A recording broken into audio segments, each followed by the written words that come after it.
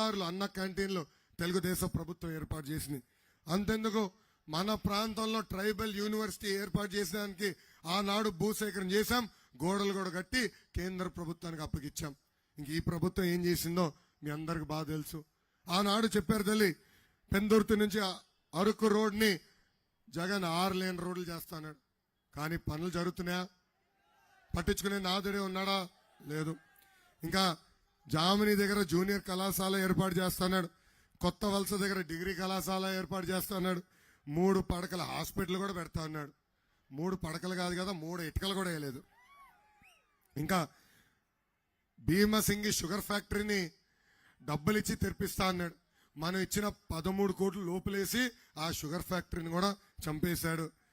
ఇంకా పుణ్యగిరి గుడిని కూడా అభివృద్ధి చేస్తానని ఆనాడు హామీ ఇచ్చి మాట తప్పాడు ఈ జగన్.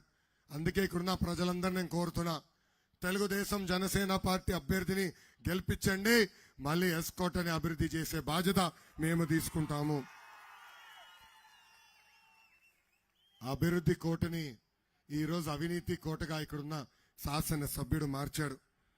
శ్రీనివాసరావు గారు అవినీతి ఎలా ఉందో ఒక ఫోటో ద్వారా మీకు చూపిస్తున్నా తల్లి. కొండ పక్కన పచ్చని భూములు, ఇది ఎప్పటి వరకు? మార్చి 2021 వరకు. దాని తర్వాత చూడదలి ఆ భూమి రైతుల దగ్గర నుంచి కబ్జా చేసి గుండు కొట్టేసి ఇల్లెల్లా కట్టుకున్నాడు చూడతలే.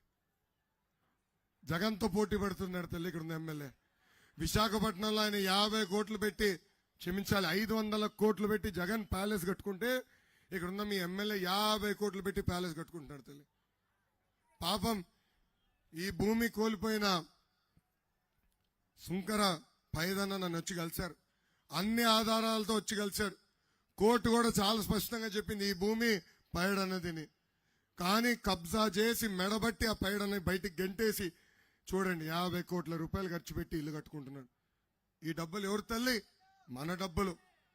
మన డబ్బులు దోచేసుకుని ఇక్కడ చూడండి ఎమ్మెల్యే ఎలా ఇల్లు కట్టుకుంటున్నాడు.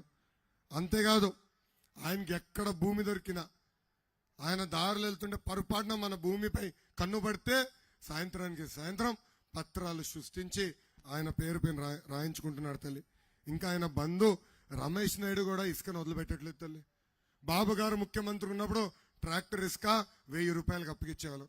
అలాంటి ట్రాక్టర్ ఇసుక ఈ రోజు 5000 రూపాయలు అయింది తల్లి. అంటే ఆ 4000 రూపాయల్లో ఎమ్మెల్యే గారు వాటా, బొత్స మంత్రి గారు వాటా, ఇంకేకంగా ముఖ్యమంత్రి గారు వాటా తల్లి. ఇంకా ఎస్ఐ సిఐ పోస్టింగ్ కూడా డబ్బులు తీసుకుంటాడు. వాళ్ళ కార్యకర్తలు వచ్చి అన్నా ఆ పోస్ట్ పడింది కొంచెం నాకు ఇవ్వండి అంటే వాళ్ళ దగ్గర కూడా డబ్బులు తీసుకుని పోస్టులు ఇచ్చే వ్యక్తి ఇక్కడున్న ఎమ్మెల్యే గారు. ఇంకా కరోనాను కూడా వదల. కరోనా సమయంలో పరిశ్రమల దగ్గరికి వెళ్ళి పెద్ద ఎత్తున డబ్బులు దండి కనీసం నిత్యావసర సరుకులు మీకు అందించిన వ్యక్తి ఇక్కడున్న శాసనసభ్యుడు. అమ్మా మీరందరూ ఆలోచించండి, తెలుగుదేశం ప్రభుత్వం అధికారంలో ఉన్నప్పుడు ఏనాడైనా ఇలాంటి అపచారాలు జరిగేదా? ఏనాడైనా పేద ప్రజలు భూములు కొట్టేసి ఇక్కడున్న స్థానిక శాసనసభ్యులు 50 కోట్ల రూపాయలు ఖర్చు పెట్టి ఇల్లు కట్టుకునేవారు? ఎప్పుడు లేరు. నీతి నిజాయితీకి మారు పేరు ఒక తెలుగుదేశం పార్టీ అని ప్రజలందరూ ఒకసారి గుర్తుపెట్టుకోవాలా. మిమ్మల్ని అందరూ కోరుతున్నా, తెలుగుదేశం జనసేన పార్టీ అభ్యర్థిని గెలిపించండి. ఇక్కడనే ట్రైబల్ యూనివర్సిటీ ఏర్పాటు చేసే బాధ్యత నేను వ్యక్తిగతంగా తీసుకుంటాను. ఆనాడు ఏ ప్రాజెక్ట్ అయితే ప్రతి ఇంటికి ఉచితంగా నీటి కుళాయి ద్వారా తాగునీరు అందించడానికి నేను నిధులు కేటాయించానో ఆ ప్రాజెక్ట్ పూర్తి చేసి నీరు అందిస్తానని ఈ సభాముఖంగా హామీ ఇస్తున్నా. అంతేకాదు తప్పనిసరిగా ఎస్కోటని విశాఖపట్నం జిల్లాలో చేర్చే బాధ్యత కూడా మేము తీసుకుంటాము. ఇంకా పెద్ద ఎత్తున పరిశ్రమలు ఉత్తరాంధ్రకు తీసుకొస్తాం. గతంలో అనంతపూర్కి కియా ఫ్యాక్టరీ తీసుకెళ్లాం. ఆ ఫ్యాక్టరీ వల్ల ఎలా ప్రాంతం రూపురేఖలు మారిందో మీకు తెలుసు. అదే విధంగా ఉత్తరాంధ్రకి పెద్ద ఎత్తున పరిశ్రమలు తీసుకొచ్చి స్థానికులకి ఉద్యోగాలు ఉపాధి కల్పించే బాధ్యత వ్యక్తిగతంగా నేను తీసుకుంటానని ఈ సభాముఖంగా తల్లులకి నేను హామీ ఇస్తున్నా. ఇంకా అంతేకాదు గతంలో గిరిజనుల ప్రాంతానికి ఫీడర్ అంబులెన్స్ ఇచ్చేవాళ్ళం.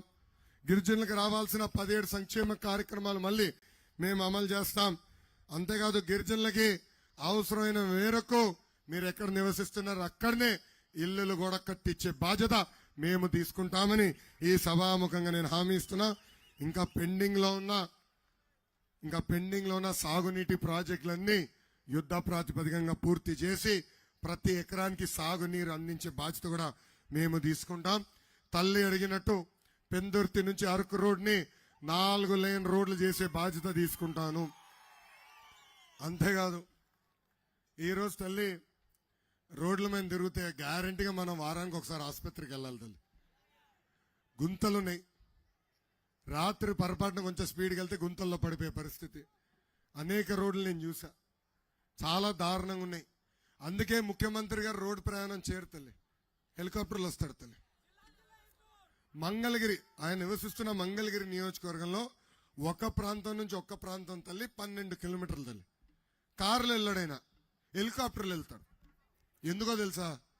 సలహాదారులు వెళ్ళి అడిగారు, ఎందుకు సార్ హెలికాప్టర్ చాలా ఖరీదు కదా అంటే, నీకు అర్థం అవట్లేదు, మన పరిపాలన రోడ్ల మీద తిరిగితే ఆరోగ్యానికి హానికరం,